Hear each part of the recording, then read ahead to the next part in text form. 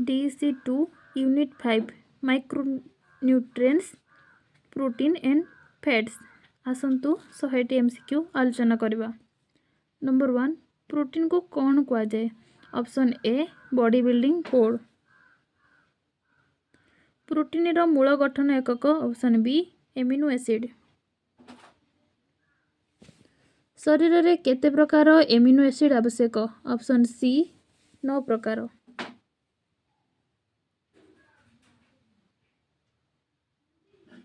High biological value protein केउठार मिले? Option C deem.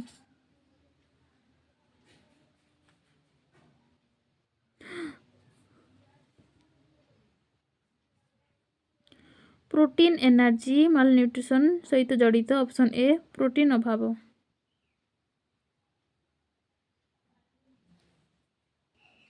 क्वासियोकोर कहार अभाव हुए? Option B protein.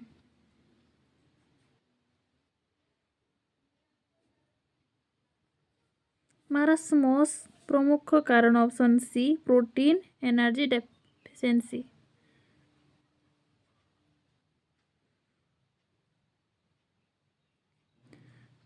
Tissue repair कहा द्वारा हुए? Option B protein.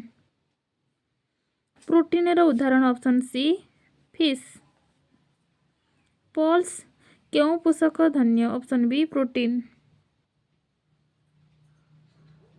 Complementary protein कौन? Option B two plants protein coming give all amino acid.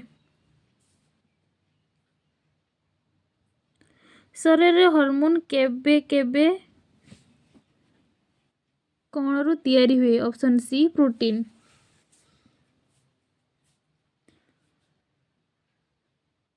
Protein detection रे योगदान योग्य एंजाइम कौन? Option B ND.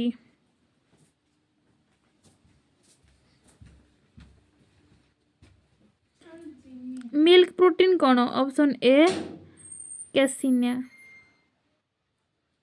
प्रोटीन अधिक स्तर थिबा खाद्य? Option B chicken. Growth period रे कौन अधिक आवश्यक? Option B protein. प्रोटीन रो energy value? Option A 4 calorie. Vegetarian diet रो इनकम्प्लीमेंट प्रोटीन कौन? Option B pulse. प्रोटीन अभाव छुआनकर मुह सुखी जाए कहीं? Option B oedema develops. Protein मूल स्रोत? ऑप्शन बी फिश अब एग। फैट्स को कौन कह जाए? Option B energy giving food.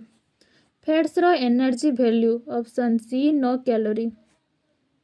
Fat रो गठन कौन हुए? ऑप्शन सी फैटी एसिड एवं ग्लाइकोल।